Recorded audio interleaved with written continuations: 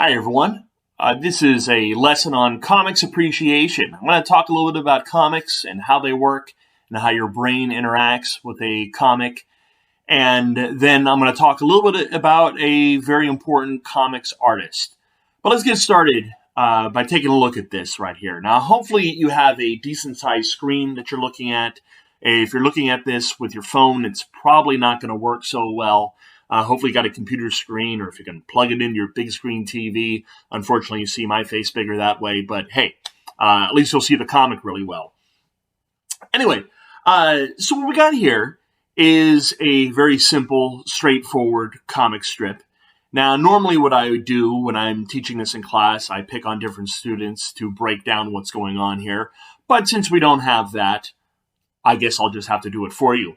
Right at the beginning here, we have Uncle Scrooge, Scrooge McDuck, whatever you like to call him, Scroogey, perhaps. We see him. He's in the desert. He's thirsty. He's throwing away a canteen. Next panel over here, he's having a tougher go of it. There is a vulture or some kind of buzzard flying around in the background there. And we see he's having an even tougher time in the next panel as he's crawling his way through the desert, and still that bird has an eye on him, perhaps waiting for him to drop dead. Next panel, we got Scrooge, very excited, sees Joe's oasis, perhaps a sign of civilization, something to drink, even more important. He's running rather excitedly towards Joe's oasis, where sodas are a mere 10 cents. However, before he gets there, he sees a sign for Mike's Cafe where sodas are only 5 cents. But he has to go an extra mile. He's willing to go the extra mile. He's willing to suffer and deal with his thirst and crawl for another mile just to save that nickel. Pretty straightforward. Your brain is doing so much work that you don't even realize. This first panel right here. Now, there's no words, with the exception of the title there. We know that he's thirsty. His tongue is sticking out. We understand this shorthand, even though, when I'm thirsty, my tongue doesn't stick out. Dogs do, so I understand that. And I recognize that as a canteen. Why would you throw it away unless there wasn't any water left in it? We know he's having a tougher time in the next one because he's slumped over even more so than he was before. By the next one, he's crawling his way through. We know he's excited in the next one because his hat is jumping off of his head. I've been excited a lot of times in my life. Sometimes I've worn a hat while I was excited. I've never been so excited that my hat goes flying off my head. And yet I see that and I understand it by looking at his face. This comic is telling me everything I need to know. Next one, of course, very excited. Tongue is sticking out. Of course, notice also in a lot of these pictures, we've got drool coming out, you got beads of sweat. We see the look of recognition. Notice these little lines around his head here to let us know that he's been alerted to something. It draws our attention to him. Again, when I'm alerted, like, you didn't see a bunch of lines coming off my head, did you? And, of course, by the end here, what we learned about Scrooge is that he is he's stingy. He's so stingy that he's willing to suffer for an extra 5 cents. What's remarkable about all this, not only are you able to look at these pictures without, there are no words with the exception of the signs, and you're able to tell what's going on, but your brain is connecting all these pictures together. You're not looking at this as 7 individual pictures of a duck with a top hat. You know that this is going from here to here.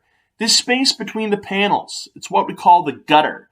It is the part where your brain takes over and fills in the gap between this and this.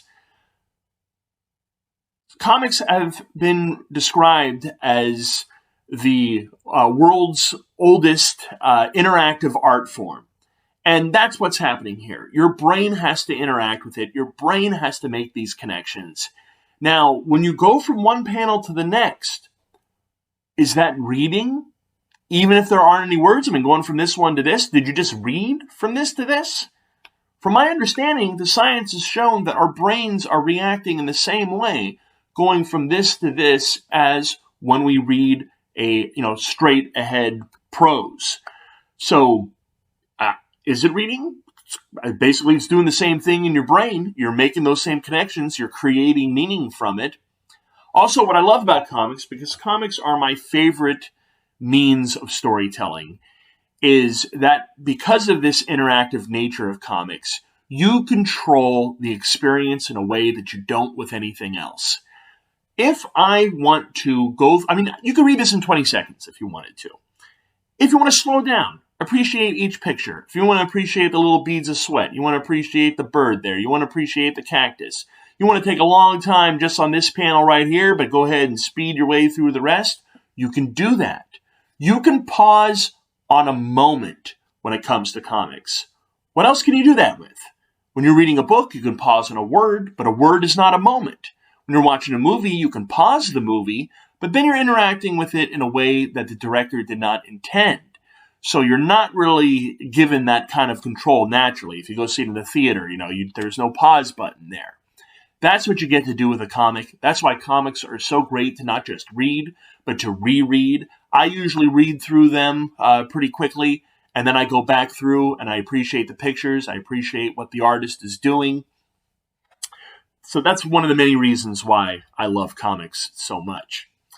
Now, let's talk a little bit about the man who created this particular strip. He both wrote and drew it, and you're expecting me to say Walt Disney, but it was not Walt Disney.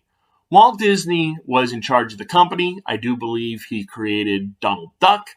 However, he did not do the comics, and he did not create Uncle Scrooge. Uncle Scrooge was created by a writer-artist by the name of Carl Barks. Let me tell you a little something about Carl Barks. Carl Barks was a writer and artist for Disney Comics. He was a former animator, and he is the man who created Uncle Scrooge.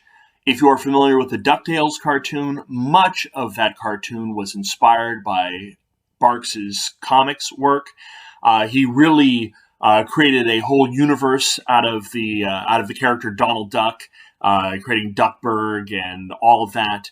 He was a ridiculously talented artist.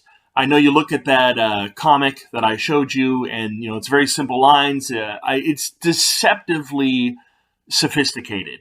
When you're drawing like that, there's a minimal amount of lines to convey the meaning that you need to convey, that simple cartoonish style.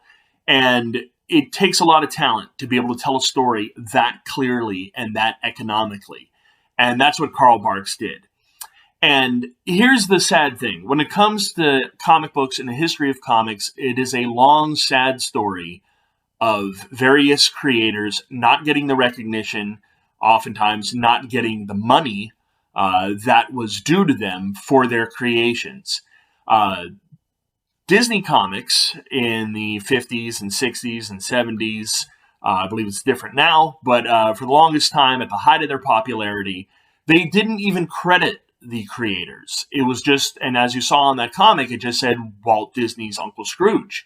You never knew who wrote it. You never knew who drew it. However, many of the regular readers noticed that sometimes the Duck comics were a little bit better than others. And they recognized a particular style, and they referred to one of the artists as the Good Duck artist. That was, of course, Carl Barks, but nobody knew who his name was. It wasn't until decades later that fans managed to track him down, identify who he was, and he started to get a lot of the appreciation that he should have had all along. Recently, a fantastic comic book company, Fantagraphics, has been reprinting all of Carl Barks's Donald Duck and Uncle Scrooge comics. And this is just a lot of wonderful stuff. I just opened to a random page here. Some of these, it's a bit dated. A lot of this is from the 50s and 60s, as you can see. Unfortunately, a little bit culturally insensitive, perhaps. They're not all like that. Most of them are pretty, I would give to my son. It's just fine. See, there we go, standard little cowboy guy. These stories, while intended for a younger audience, they're oftentimes quite sophisticated. The visual gags, if you appreciated the visual gags in that one Uncle Scrooge comic, you'll definitely appreciate what Barks does in these books. I have several of these volumes This is half of them. Here's the other half. Really some fantastic stuff. Uncle Scrooge, and most of them are Donald Duck, but Uncle Scrooge is often in them. If you're going to get just one, if you really like Uncle Scrooge, I can't recommend enough. Only a Poor Old Man. And just what a wonderful character he created. This rich duck who swims through his money, and he's got the Beagle Boys who want to steal his money, and they actually successfully do in this story. And poor Scrooge, he's basically, it's the line of the title of the story is a line from the story where he says, "I'm only a poor old man now." And just, again, very sophisticated stories, great for younger readers. But if you're like me, where I really don't make a whole lot of distinction between what's for kids and what's for adults, to me, a good story is a good story. I like stuff that's intended for older audiences. I like stuff that's intended for younger audiences. And I have just absolutely dug these. They're before my time. But I'm so glad that they are reprinting them, and I've gotten to enjoy as many of them as I have. Anyway, take care of yourselves. Till next time.